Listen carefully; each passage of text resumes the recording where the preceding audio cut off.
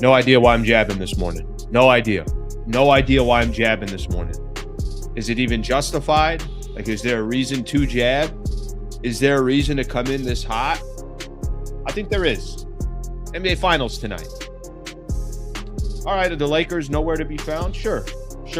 But you know what? If you're an NBA fan, I think we should be having a good NBA Finals. Appreciate everybody being here.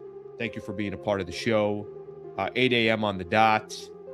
We got a lot to get into today. Looking forward to talking some hoops, talking some NBA. Of course, we got Lakers storylines. Always try to kind of lead with Lakers stories if we got some, obviously some good stories from that perspective.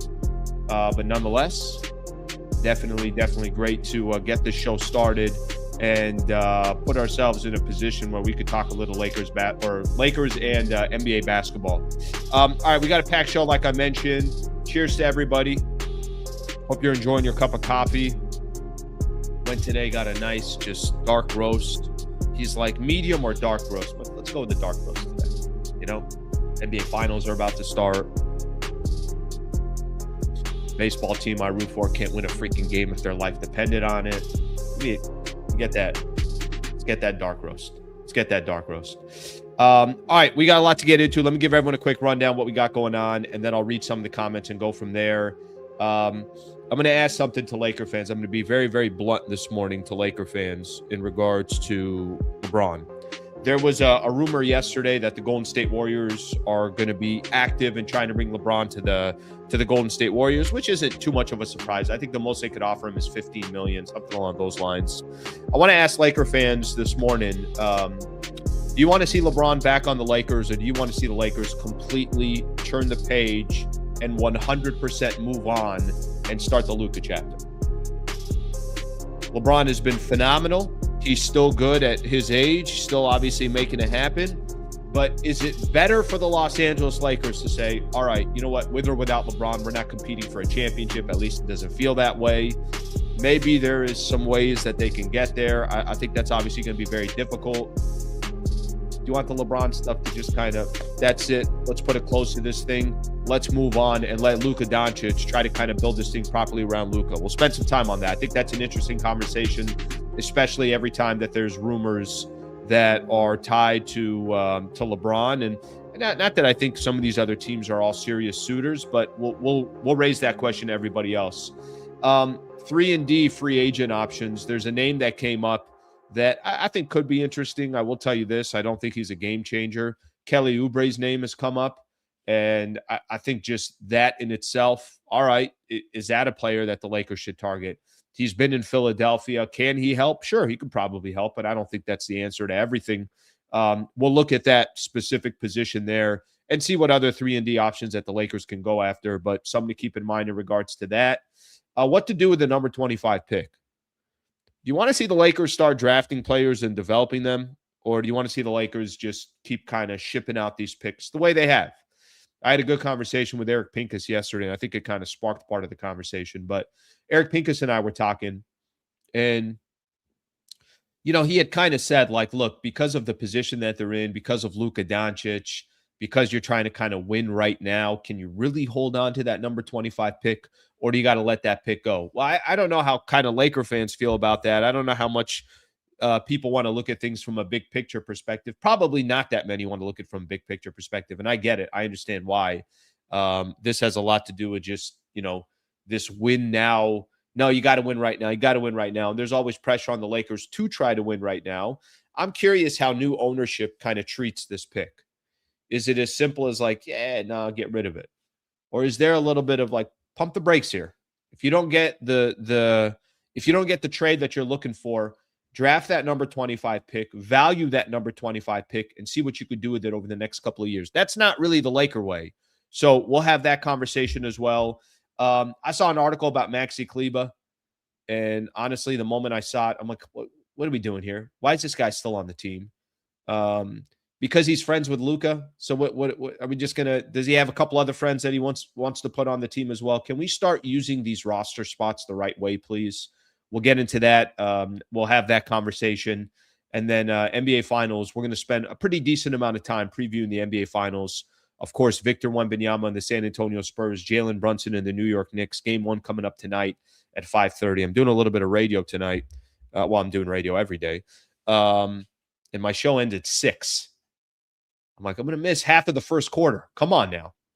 I'll have that game on in the background. It's going to be very distracting from 5:45 to 6 o'clock to do part of that. By the way, if, I think I've mentioned this to you guys before, San Diego Sports 760, so it's a sports station down here in SD. I should do a show from 3 p.m. to 6 p.m. So if anybody's got some interest, it's on YouTube and it's also on the iHeartRadio app. So FYI on that. Schaefer and Sliwa is what the show is called. All right, NBA news, and then we're going to call it a day. I appreciate you guys being here. Let's start looking at some of the comments and go from there, and then we could start going from there. All right, so this is honestly more than anything else, I want a pulse of what people are thinking about in regards to that LeBron conversation. I'll give you guys my thoughts, my opinion. So once we get into that topic, we will. But let me look at some of the topics here. LeBron. Okay, somebody saying go away. Want LeBron off this train wreck. So that's kind of less to do with LeBron. That's more to do with the Lakers in general. Here's another one, no on LeBron. Here's another one. If Rui leaves, Kelly Oubre is a dang good replacement. I want Bron on the Lakers for one more year. Okay, there's a little support there. Lakers are rebuilding. Having Bron means you're competing. I like that. It's kind of a good way to put it. I don't know if I completely agree with it. I don't know if it's that black and white, but I think there is some gray in the middle there, but we can we can talk about that. I want reality hit this franchise hard. Bron going will speed up that process. Okay. Get one more in here, and then we'll get into the actual topic and why this kind of sparked the conversation right when the show ended. By the way, I do think this happens now. The moment the show ends, all these stories start coming out. I just start seeing all these stories start coming out. Everything around the Lakers. I hit end stream, and then all these stories start coming out. I'm like, all right, well, I'll have to do that tomorrow. I'm grateful to what LeBron brought to the Lake Show, but I think in order to truly build around Luka, they need to move on. Sometimes less is more. Maybe they acquire less talent, but a better fit. Okay, and then one more here. Pelinka will bust up the number 25 pick. All right, let's get the show started. So thank you very much for being here.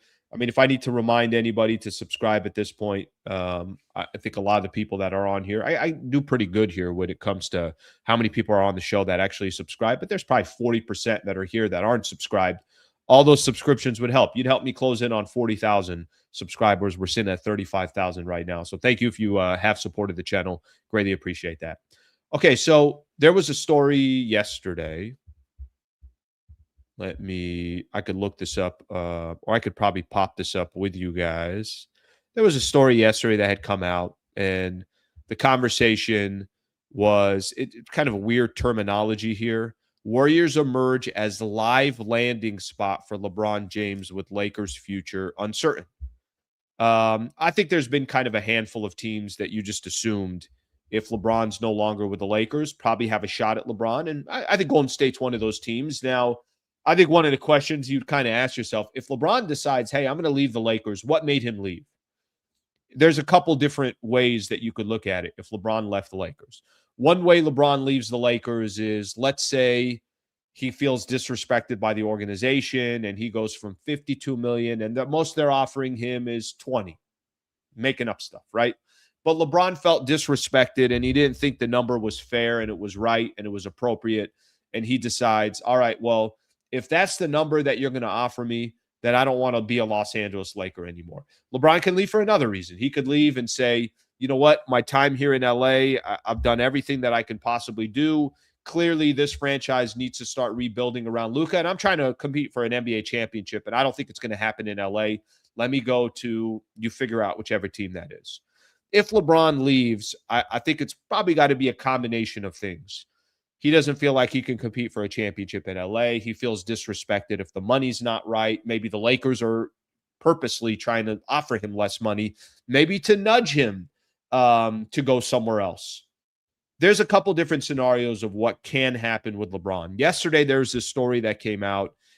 This is so many ads pop up. The San Francisco, let me see. Tim Kawakami, who has been covering the Warriors for a long time. I know he's been up in the Bay Area. So, obviously covering the team.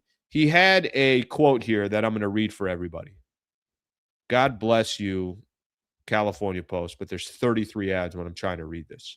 I think the Warriors would be a very live option. Check that. I think the process that already started, I think that process has already started, and the Warriors are a live option. So he's talking obviously about LeBron. If there's an opportunity for him to join the Golden State Warriors, I think the most they can offer him is maybe $15.1 million. He could go up there and he could play with Steph Curry and Draymond Green, a couple of his buddies, Jimmy Butler at some point if he eventually comes back. We'll see what happens with this Warriors team moving forward. Obviously, a no-brainer for Golden State. If they can get LeBron, there's no risk. The money is right. He's clearly outproducing that contract right out the gate. They're all in, even though I don't know if there's a path for them to get there. They need a lot of stuff to go their way. I mean, if you told me they're 100% healthy in the playoffs, they could be a dangerous team. But the Warriors, it's a no-brainer for them. The question just comes down to is, what does LeBron want to do? So when I saw this story, I don't know if there's a little bit of exhaustion of just kind of like, I feel like this is a very LeBron type of offseason. The season ends and he felt like there were stories out there. He felt disrespected, doesn't get the game ball against the Cavs. Are the Lakers taking him for granted? What are some of the other stories so far in the offseason?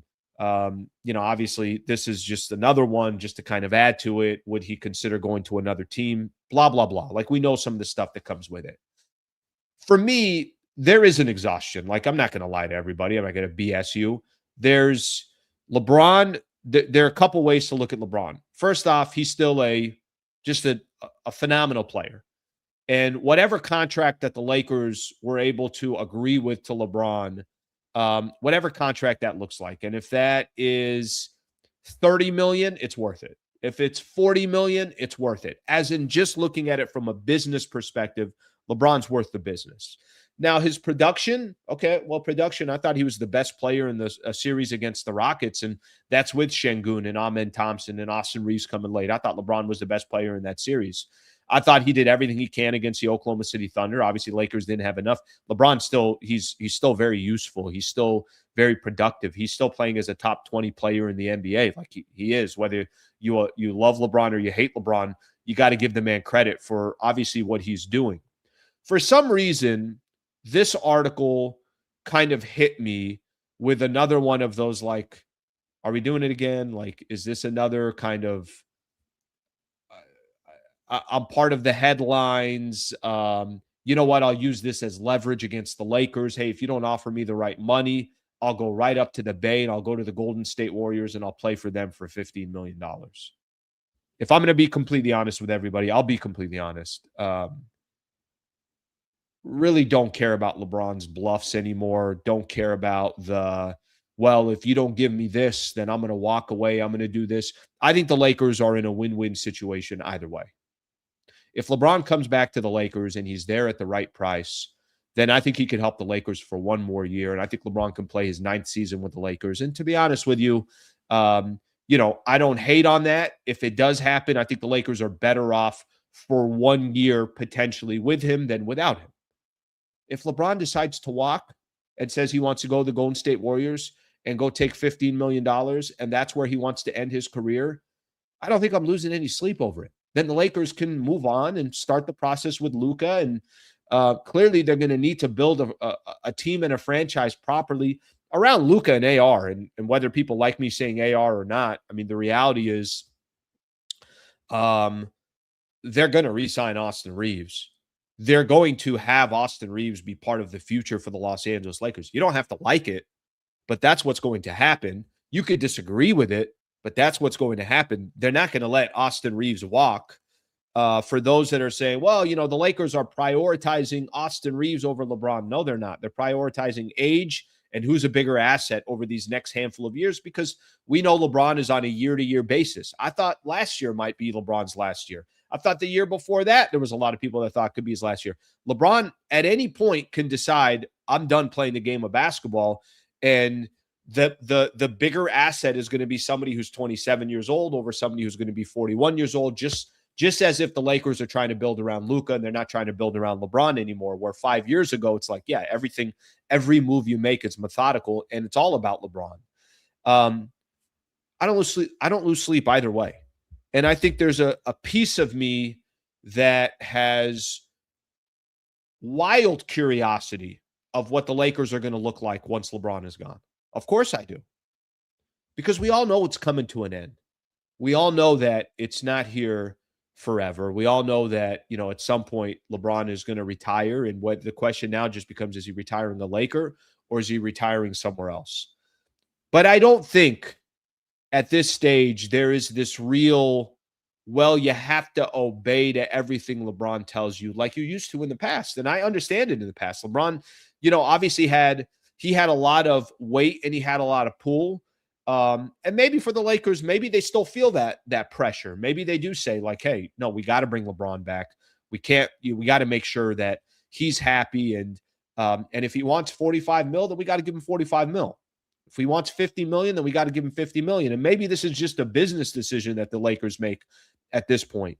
But again, I will say it. If LeBron decided tomorrow he's angry at the Lakers because they were only offering him 25 million, he wants to go to the Warriors for $15 million, I don't lose sleep over it. I don't. I think the inevitable eventually needs to happen, and they eventually need to completely build around what this team is going to look like over the next 3, 4, 5 years.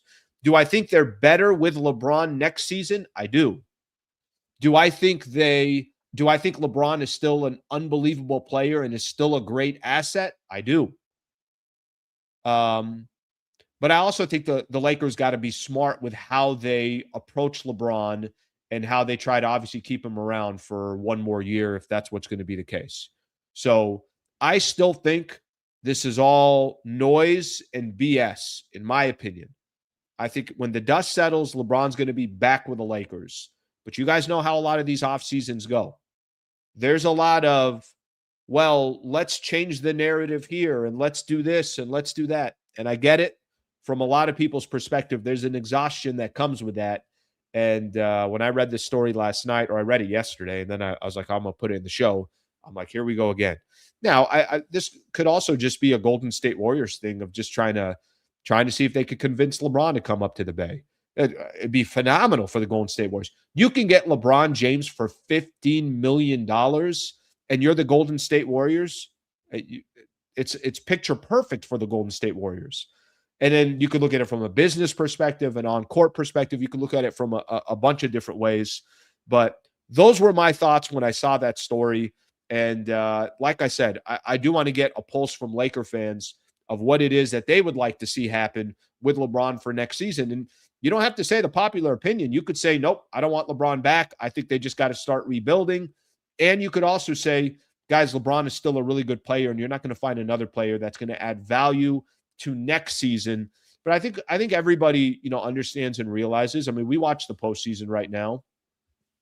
What would have to happen this summer for the Lakers to be competing with the San Antonio Spurs or with the Oklahoma City Thunder? You probably got to have a perfect offseason and things got to go wrong the other way. I mean, there's a lot that has to happen. So it ain't going to be easy. And obviously the Lakers to be in the mix with those teams is going to be incredibly tough. All right. I want to play a clip here real quick. James Worthy was on with Kevin O'Connor, and he's talking specifically about LeBron. I think this is an interesting conversation. I want you guys to take a listen to this and listen to how James Worthy is talking about LeBron and the things that LeBron's going to have to weigh. And then I'll start looking at everybody's comments. We are going to do a lot on the NBA Finals, but I want to get through these Lakers stories first before I do that. Take a listen to James Worthy here. You mentioned LeBron. Do you think LeBron James will be back? Do you think he should be back for this roster to best maximize next year with Luka? I didn't see too many players that played better than he did this year. And when I looked at his numbers and I look at Shea's numbers, they were, I haven't seen any athlete like this. He loves LA. His family loves LA. And I think, if the price is right, he's a max player. The question is he willing to not be a max player and take less? Otherwise, I don't know. Because if he's got to get paid and Austin's got to get paid, then we're going to have to deal with similar situation we did this year. Interesting, right? And I like that quote. Listen, I don't think Worthy's wrong when he says this. He's a max player. The question is he willing to not be a max player and take less? I don't have that answer. Will he feel if the Lakers, this is the first offseason that you get with new ownership? And I heard Eric Pincus yesterday say, hey, as far as he knows, Jeannie Buss and Rob Pelinka, they're still running everything. I think anybody could say whatever they want. I find it very, very hard to believe that Mark Walter and his group are not running things in the background, are not in, of course, every single meeting, are not giving their opinion of, hey, let's look at this as an option. Let's look at that as an option. I find it very, very difficult to believe that. With that being said, does LeBron look at the situation and just say, hey, this is going to be about money. And if I'm not getting my 30, if I'm not getting my 40 million, 50 million, or is LeBron, like we've seen some of these reports a little bit earlier, that he's willing to take less, but where's that other money going? And I said that I don't mind that pressure from LeBron. LeBron saying that if I'm going to take less, you better show me where that money's going so I know that we can compete. But it's going to be a question that, obviously nobody can really answer but LeBron and the Lakers front office of what's going to happen. What's the dollars going to look like? And we'll go from there. So I'll look at some of the comments here. People can give me their opinion of, what they think, what they're looking for. Is this something that, they think that there's some bluffing here, or do they just, as simple as this, find a way to bring LeBron back or let LeBron walk, whichever side that you want to be on. So let me look at, let's see what we got here. Got one here. Retire LeBron. Okay. It's not hate. It's being smart. Okay. I'm assuming, and I don't know which one that is. I'm going to try to go back here. See, people aren't hating because they don't want LeBron back. They're just tired of the antics. He orchestrated so many bad decisions throughout these 9 years. It isn't hate. It's fatigue, period. Daryl, I think this is a great comment. I think there's probably truth to this comment. I think there's also, too, it's like, how do I put this? I don't know. It's like you just got a brand new car. And that new car is Luka Dončić. And the old car is a car that you've had for 20-something years. And you keep kind of saying to yourself, you're like, look, I got all the respect towards that old car. That old car is phenomenal. That old car still runs unbelievably great. That old car is still, the value is awesome. But I really would like to start focusing on the new car. I think there's a little bit of that, right?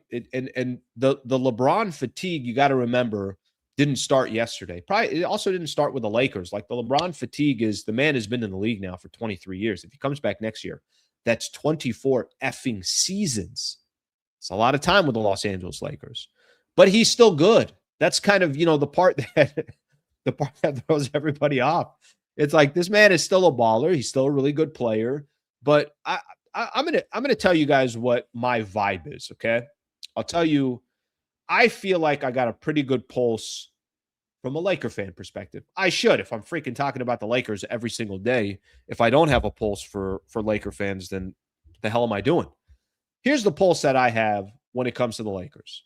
The pulse I have for Austin Reeves is a lot of people are very, very worried that the Lakers are about to pay Austin Reeves a really good amount of money, and they don't like that combo of having Luka and AR as your kind of backcourt for the future. Okay, and I think there's some legitimate points there. I'm not here to argue that. I kind of actually fall along the same lines of that. Let's go LeBron. I think the vibe that people have on LeBron is 8 years was enough. That's the vibe that I have on people with LeBron, Laker fans with LeBron. I get it. I understand where people are coming from. And you got this new 27-year-old that has flaws in his game. Luka's got flaws. When I try to talk like when I try to compare, let's look at some of the greats in the NBA, right? I'll just use a couple of Lakers. It's like Kobe. Kobe, I didn't have to say, well, because Kobe can't play defense, you got to build your team like this. No, Kobe could play defense. Now, Luka's a different type of player because of Luka, and he could get you 10, 12 assists every game. While Luka can distribute, get him some shooters. There's like certain things that are going to be strengths that come with Luka, some weaknesses that come with Luka. But you also got to build perfectly around a player that's imperfect. And I know no player is perfect. All right, let's get some more in here. I've seen enough. If Austin Reeves is the future, I'm reevaluating my team. Yeah, brother, I get what you're saying, and I know people are going to say, Al, don't say that he's part of the future. He's part of the future. When you give somebody a 4 or 5 year contract, that's part of your future. Now, can that future change in a year? Sure. Can you have something written down? It's like, hey, this is the route that we're going, and then all of a sudden you're like, yeah, there's traffic building up over here. Let's take a different route. Of course, you can change it, but at least walking into your drive, you're like, this is the route that we're taking. And unless something happens, this is the route that we're going down. That's the route that the Lakers are taking. The Lakers are taking an Austin Reeves route. Let's get another one here. LeBron isn't winning anymore. He honestly should just retire. All right, let's get one more in here. I wish he would retire today, but he won't do it without a retirement tour. Offer him the vet minimum. If he declines, let him walk. That ain't happening. He's definitely going to get more than that. LeBron having to orchestrate for the Lakers is just a sign that the Lakers don't have a real GM. Could be some truth to that. I think there's a little bit of truth to that. I think LeBron always putting pressure on, but that's been LeBron's style. LeBron was putting pressure on the Cavs. He was putting pressure on the Heat, and he's putting pressure on the Lakers, and he has for years. Here's what I don't see a lot of. If I'm being honest with you guys, I don't see a lot of bring LeBron back. And listen, this is the whole point of why I'm bringing this topic up. I just want to kind of a gauge of how people feel. LeBron will let the only champion on their roster walk. Lakers will let the only champion on their roster walk. And I think they can have a champion and think they can have a champion atmosphere. Okay, here's one that's in support of LeBron. LeBron holds the power. He's always held power, short contracts, clutch sports. He's always gone what he wants. Now he cries disrespect. Well, remember, the Lakers last summer did not offer him a 1+1. So we knew that this was going to be part of the conversation this offseason. I think it was smart from the Lakers. No, listen, we can't guarantee you another 52, 55 million this upcoming year. Okay, so I think we got a pretty good idea here of what the pulse is and what people are saying. And I'll read a couple more of these and we'll get moving with some of our other topics. The Lakers are not championship contenders right now. When your team's two highest paid players have obvious weaknesses, it's hard to compete for a championship. But the Lakers have obvious weaknesses at every position, from starters to bench players, from center to point guard. Yeah, I'm not here trying to tell everybody that this is because of LeBron. I'm trying to tell you guys that the pulse of the LeBron conversation, I think there's definitely a real pulse of like, hey, is it time? Turn the page, move on. And even if you're not as good next year, you at least have an idea of what that future looks like. Thank you for the chip, LeBron. However, unless you take a pay cut, you could take a walk. Then the Lakers can focus on building around Luka. I'm gonna sneak in one super here, and then I want to talk a little bit about Kelly Oubre, and then I got to get to the NBA Finals as well. So tired of hearing everyone saying he's still good, top 20, until the moment in the game arrives when we need him most, and then he's 41. What do you expect? We can go out in a second without him.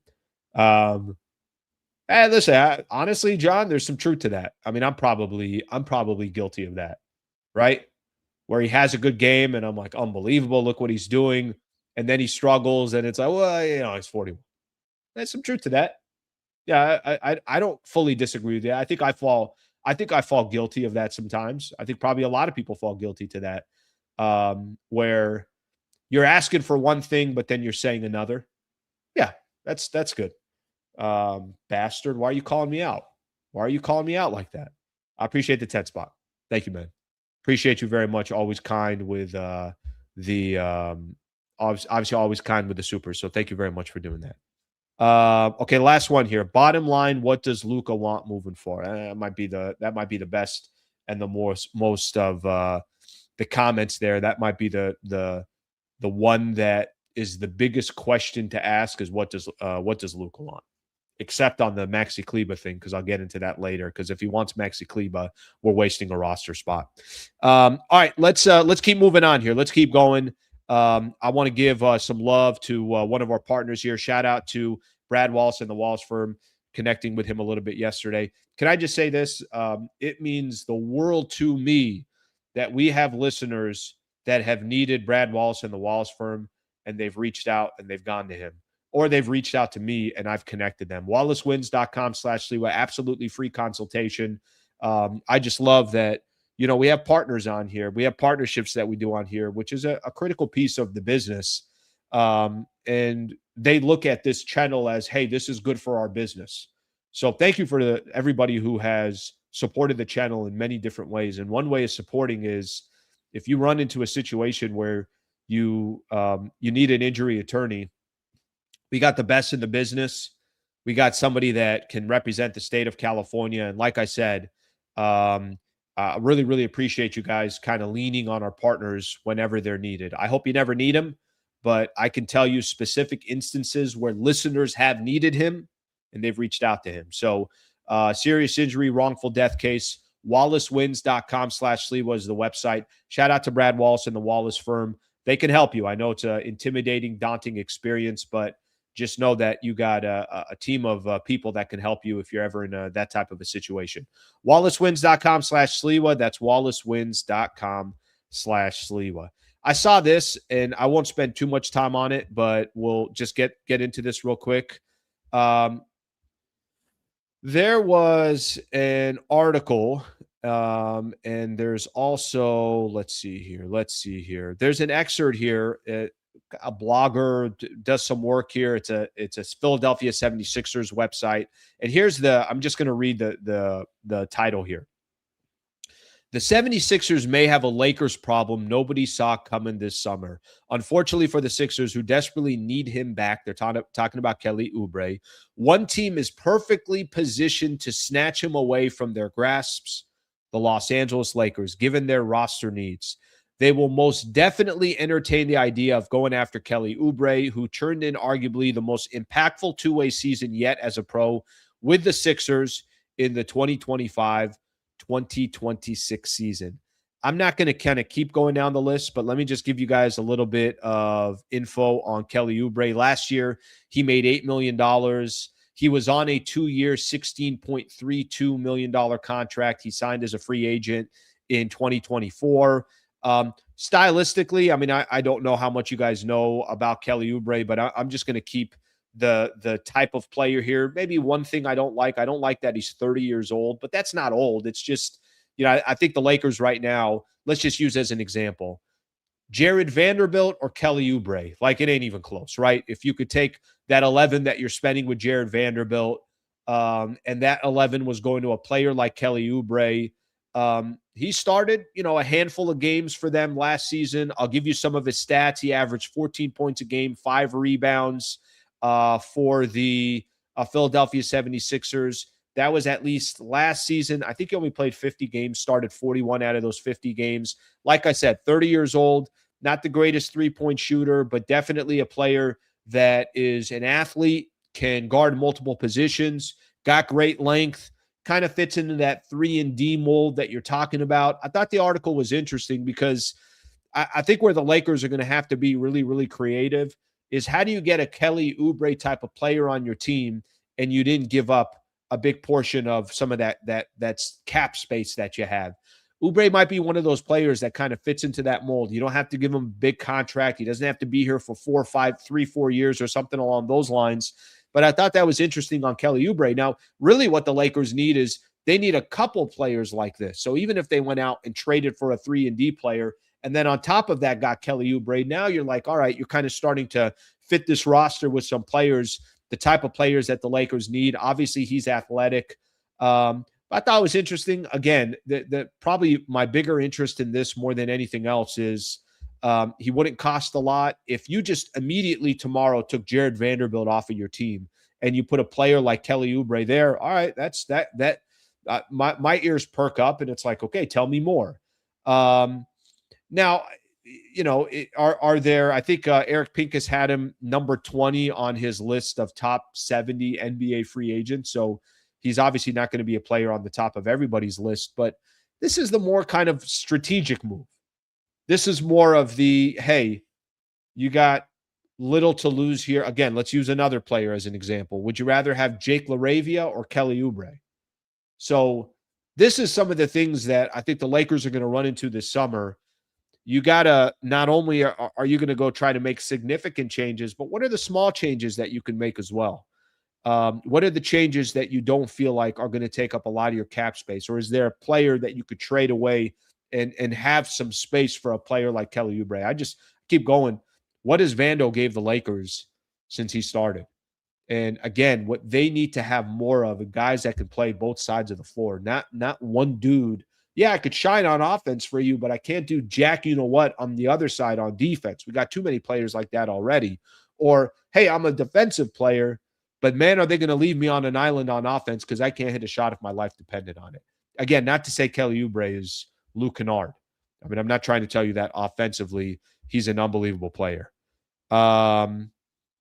Also, I guess, again, a cheaper option if they're trying to go make some moves out there. They're trying to trade for a Trey Murphy III or an Herb Jones or something like that, and you're not able to do so. But I still think a player like Kelly Oubre, you probably need him on top of whatever 3-and-D player that you get. I mean, they just need more wings. That's really what they need. All right, let's see. Let me see some of the comments here, and we'll go from there. We should target Kelly Oubre and Miles Turner-Slee. Yeah, again, I kind of go back to what I said a little bit earlier. There's still some comments here coming on the LeBron. Let's get another one here. Oubre, perfect fit for the Lakers. Oubre has Los Angeles vibes. Kelly or Vando, it's not even, it's not even close to me. It's not even close to me. And again, the dude's not coming in and you're not all of a sudden contender because you just got Kelly Oubre. But Oubre has to be like, he's got to be one of the stories when the offseason ends. It's like they got this guy, they got that guy. And oh yeah, they got Kelly Oubre as well. Like he's got to be that third story that you have in the offseason in order to, I don't know, maybe start taking this team serious. The Lakers aren't serious. Replace Rui with Oubre. Yeah, I spent some time on this yesterday. I mean, I don't know how much Rui's going to start, but I think Lakers are going to be bringing Rui back as well. I don't think – and listen, Rui was really good for them. So Rui was a nice player for them. Oubre, Dort, Mitchell Robinson.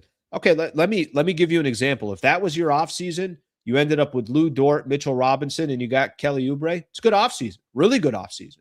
Now, I don't know who you lose in that, in that instance there.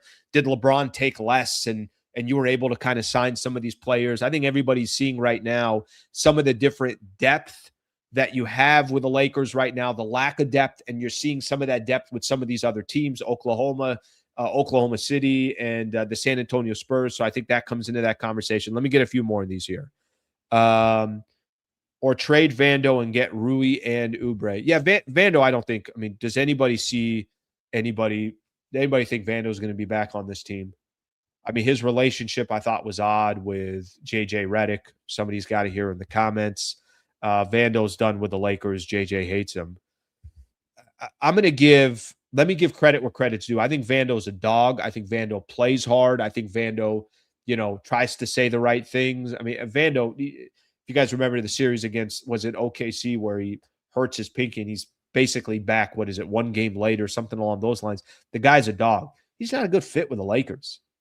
I think he'd be a good fit somewhere else, but they need two-way players right now. They got to have two-way players, especially because of the way Luka and AR play the game. Like Oubre, Casey Wallace is coming off his rookie deal, 7.5. Lakers could offer the full mid-level of $14 million, similar to what they got from Atlanta with double a salary and put OKC in a tough spot. I'm going to tell you something about Casey Wallace. That dude ain't going anywhere. Of all these players in Game 7 that were scared of the moment, Casey Wallace was definitely not one of them. They'll give up Isaiah Joe. They'll give up other players. They ain't giving up Casey Wallace. Casey Wallace also plays defense. Casey Wallace, a real deal player. I mean, watching that Game 7 between the Spurs and the Oklahoma City Thunder, every time Casey Wallace got the ball, I'm like, this dude doesn't hesitate. This dude is okay with the moment. Oklahoma City Thunder are way too smart to give up a player like that. Let's see what else we have here. Third option, Kelly Oubre. Some people not liking the Kelly Oubre, 9th or 12th off the bench.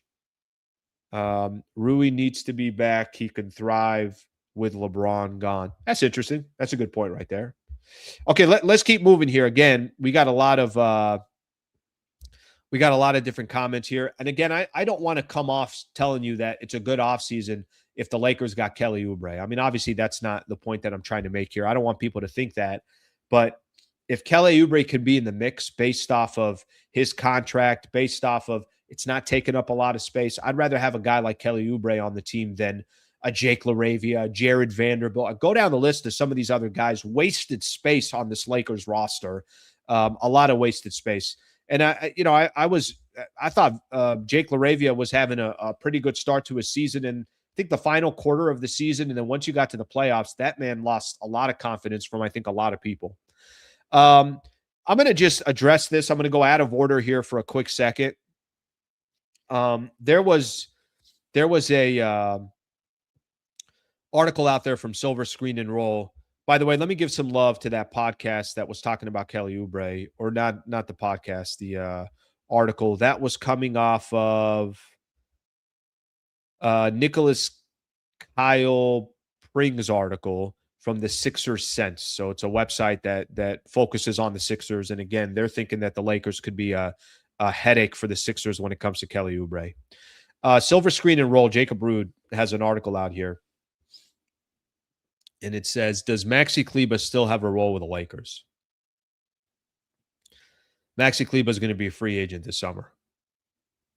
And I'm going to read one part of it. That being said, the Lakers might be more open to having him back than another team. He's close to Luka Dončić, and that has some weight to it. Here's the conversation I don't want to have this summer.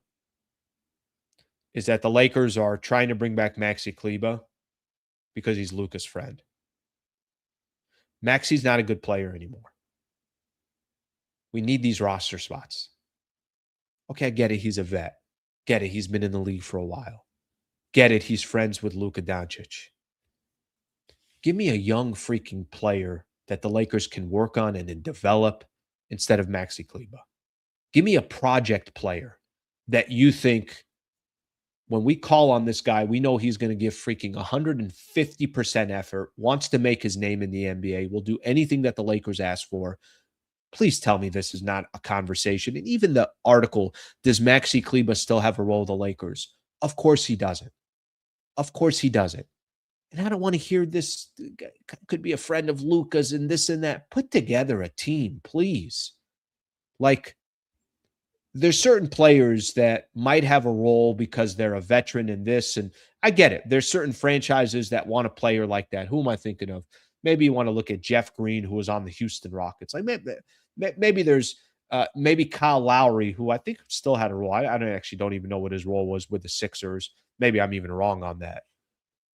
Can we stop with this whole Maxi Kleber has been on the roster since he was traded, obviously, from as part of the Luka deal from the Dallas Mavericks. No, he does not have a role in the Lakers. Start finding players that have value, that you feel like have upside, and that you feel like you can use at some point during the season. So I'll just address that one real quick. Then we'll get the hell out of the way as far as that conversation goes. He does not have a role with the Lakers. Start building an actual team. Take some chances on some young players that you can work on and you can develop, and use that roster spot the wise way. So I'll just get that one out of the way. I went a little bit out of place here. Final thing I got on the Lakers, and then I want to start talking NBA Finals.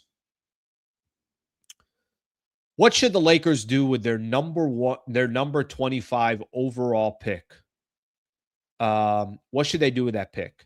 I'm going to simplify this because I don't want to really get into too much more than I'm not telling you. I'm not bringing up a player. I'm not bringing up the type of player they should. I'm not doing any of that because, frankly, we got some time before the NBA draft, and I'll bring on a draft expert to break that down. But the question I think that I'm asking more than anything else is, should they use the pick? Should they trade the pick? I know there's a lot of people, and from a Laker perspective, there's always this, no, you got to trade the pick. No, you got to trade the pick.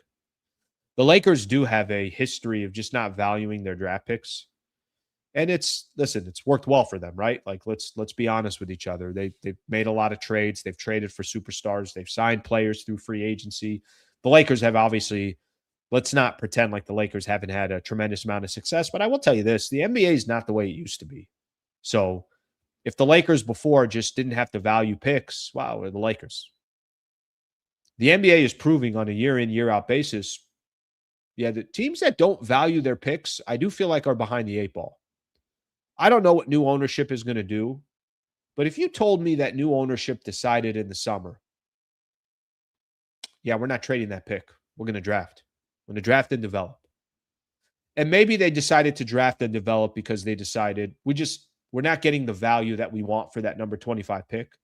The trade offers that we have are just not, they're not something that we just think we'd be irresponsible if we traded the number 25 pick.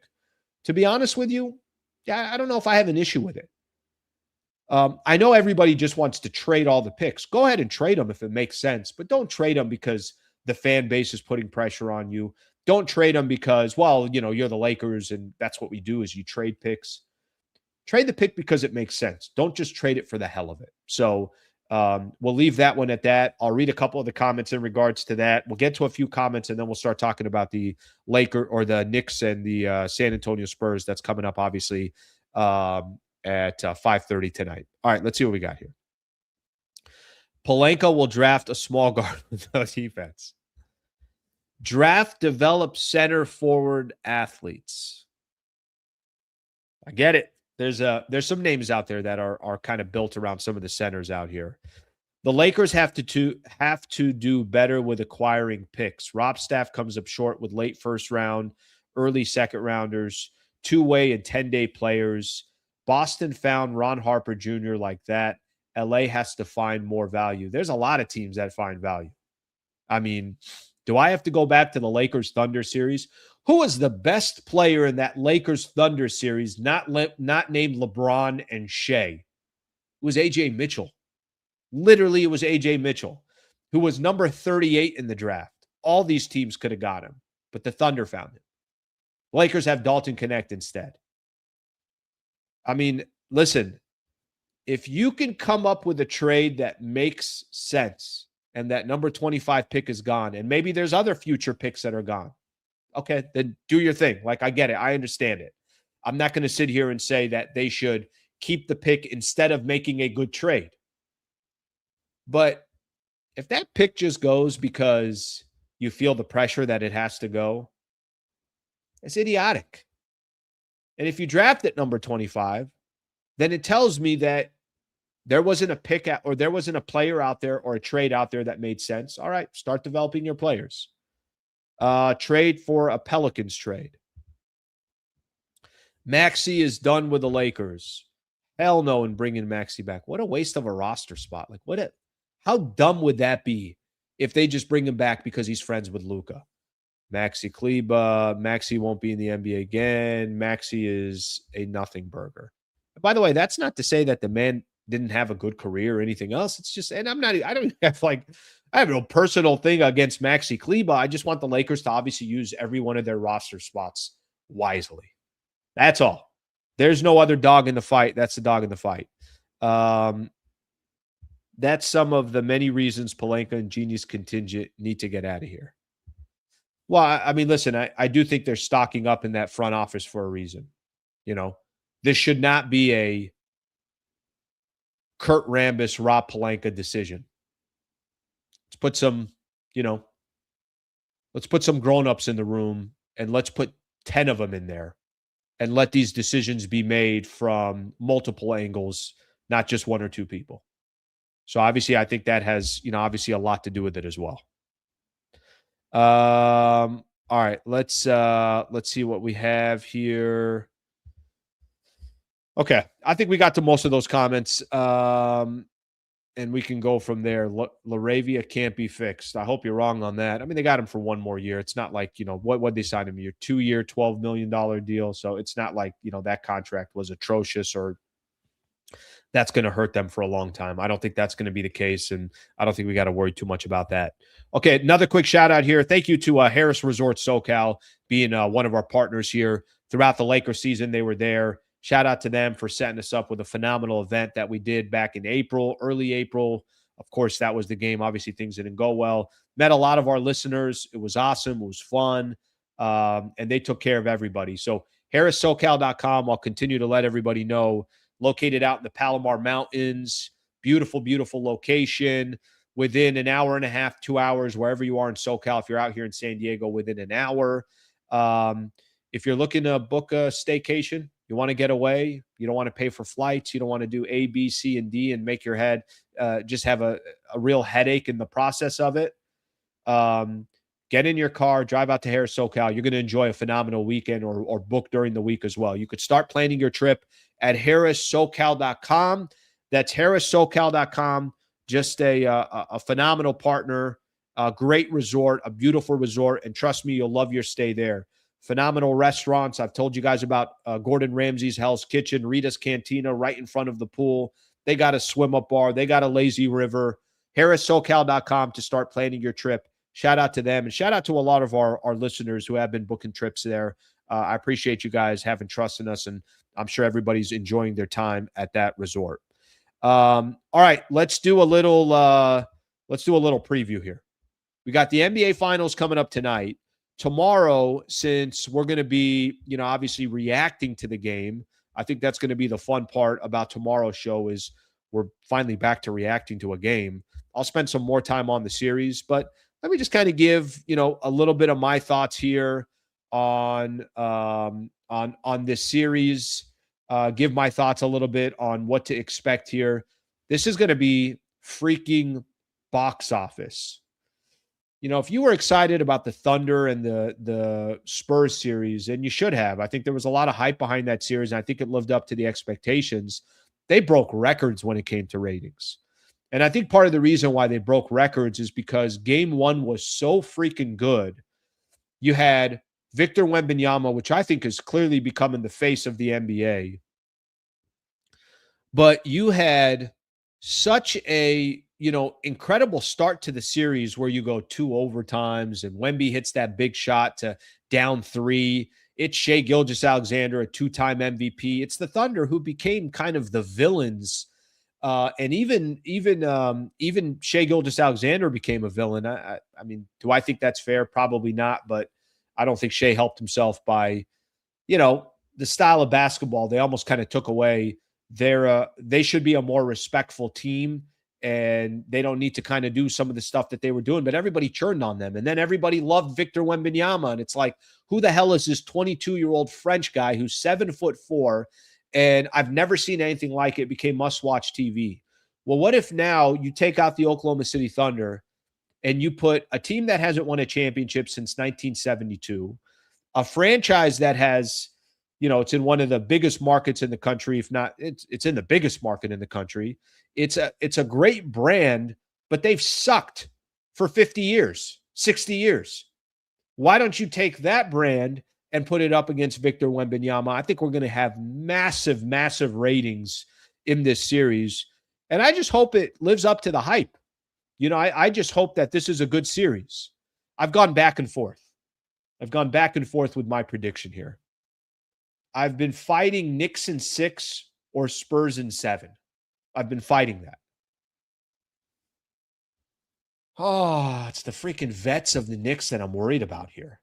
And I'm going to be rooting for the San Antonio Spurs. I'd love to see Wemby get a champion. I'm having a good time watching the San Antonio Spurs, and I think Wemby's been awesome. And I just like Stephon Castle. I like Dylan Harper. I like Keldon Johnson. Like, I like their team. Like, they got a lot of young studs. Honestly, I'm jealous. The way they're built and how good they are and the type of players that they have.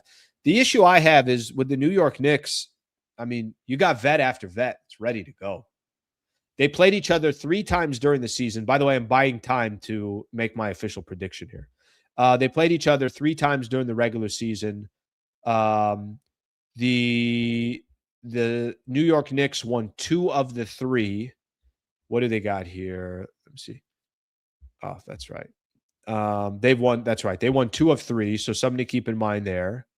And let's see. Knicks won 124 to 113 NBA Cup. Spurs won 134, 132 in San Antonio, and then Knicks won 114 to 89.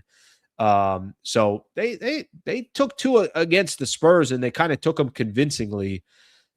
I want the San Antonio Spurs to win this series. I think I'm leaning Spurs in 7. F it. Okay? F it.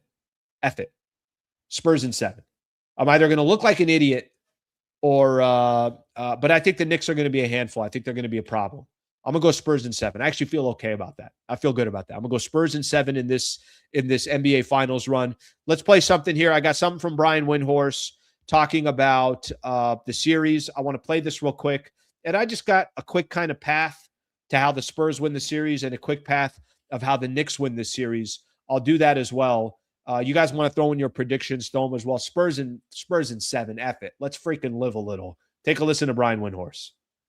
In the last round and the round before that, it was easier for Jalen Brunson to hunt the weakest defender.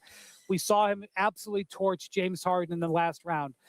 The Spurs don't have a weak perimeter defender, and that's why they have been in this spot. They have been a top defense all year long, so Brunson won't be able to pick his battle as successfully. But look, anybody who has wagered against Jalen Brunson, either this season or in his career, has ended up on the wrong side. Brunson knows the battle ahead of him. He knows it's going to be a team effort, and he knows he's got some weapons too. So that's going to be the rubber meets the road though, in this series. Can Jalen Brunson get unlocked in ways that Shai Gilgeous-Alexander, frankly, wasn't very much able to? All right, that's Brian Windhorst right there, the best in the business. You guys can tell I play a lot of Windhorst clips. Okay, so let me kind of give how the Spurs win the series, how the Knicks win the series. Let's start with New York. They got vets, they got experience. They're not intimidated by the moment. A lot of these guys may never get a chance. This might be their best chance to win an NBA championship. They could just be ready for the moment. They've been killing it in the playoffs. They won 11 games in a row. They've took out squads. They don't just take them out. They're burying squads in the process. And the Knicks could just have something that the Spurs don't have. They got guys that have been in this league for a long time and understand how to win in a big-time moment. I think the biggest difference between the Spurs playing the Thunder versus the Spurs playing the Knicks, the Spurs got to focus on one guy, and that was Shai Gilgeous-Alexander. And to be honest with you, you had moments from these other players, Jared McCain a little bit, Alex Caruso a little bit, Chet a little bit, certainly not in Game 7. That dude was missing like I've never seen, an all-star type of player missing in a Game 7. It's not going to be like that against the Knicks. OG Anunoby is real deal, and I guarantee you he's going to show up in the finals. Karl Anthony Towns doesn't need to be Wilt Chamberlain. He's going to give you 20 and 10 when the dust settles. Mikal Bridges is going to hit some shots. Jose Alvarado is a good energy player. Landry Shamet is a good player for them. Josh Hart plays his role on top of Jalen Brunson. So they got guys. And I just don't think it's going to be anything like it was against the Oklahoma City Thunder because Jalen Williams was out, because A.J. Mitchell was out, because Chet was, obviously missing in action. I don't think you're going to get that from the Knicks. That's my fear with the New York Knicks is they just got guys, there's a little bit, the way the San Antonio Spurs celebrated after making it to the NBA Finals made all the sense in the world to me. They just made it to the finals. They beat the Oklahoma City Thunder. It's an unbelievable accomplishment for them. I think for the Knicks, it's like, guys, we got to win a championship. If we don't win a championship here, there's no guarantee that the Knicks are going to get back in that situation and have the health that they have and have the road and the path that was kind of paved for them to get there in the Eastern Conference. I think for San Antonio, it's like everybody is expecting over the next 5 years, San Antonio is going to make a couple finals appearances. Okay, let me play the other side with San Antonio. What he said there about, what he said about the, what Brian Windhorst said about the defenders for the San Antonio Spurs. Here's what the San Antonio Spurs are not. They're not the Cavs. They're not the Sixers. They're not the Atlanta Hawks. So I can't tell if this run that the Knicks have gone on, winning 11 games in a row, is it because the Knicks are really good, or is it because that was the competition they were going up against? The San Antonio Spurs have beasts. And some of these guys, there was a quote here. I'm going to read this. One of the most baller quotes I've ever heard from a player. This was Victor Wembanyama. Let me find the quote here real quick. Here's what Wemby said. As I talk about experience, inexperience, everything else. He told this to Malika Andrews from ESPN. He said, the lack of experience is a strength of us because we do impossible stuff because we don't know it's impossible. Was this guy freaking all of a sudden became Nas, dropping bars on everybody? Look, I think what he's trying to say is we don't know any better. And sometimes not knowing any better, Keldon Johnson doesn't know any better. Dylan Harper doesn't know any better. Stephon Castle doesn't know any better. Vassell doesn't know any better. Wemby doesn't know any better. These guys play with this like fearlessness. The moment's not too big for them. They got 6, 7, 8 guys that they could lean on outside of Wemby. If they win this series, it's not because Victor Wembanyama was dropping 40 a night. It's because they have 6, 7 guys. I think they had 7 guys scoring double figures in the NBA Finals in the game 7. So that's how they probably win this series. So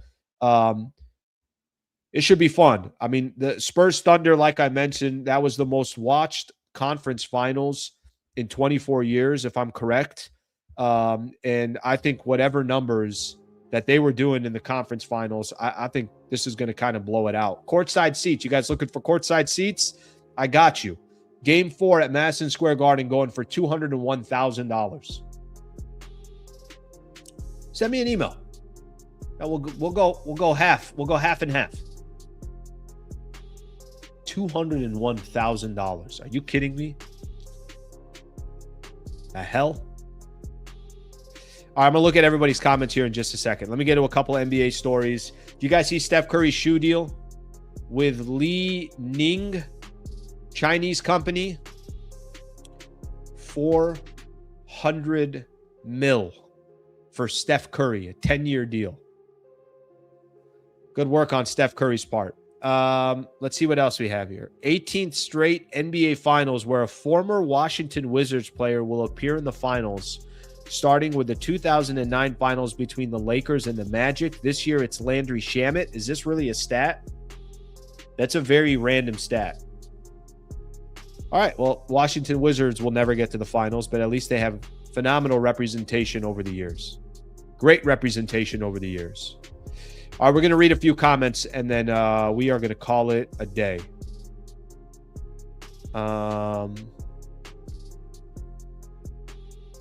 Let's see what we got here. Wendy spitting like Socrates. Wemby's interesting, man. Fun dude. Fun dude to watch. I don't know what the hell I'm watching when I do.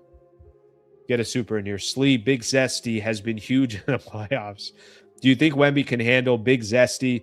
Go New York, go New York, go. Shout out JJ Industries. All right, I appreciate you being here.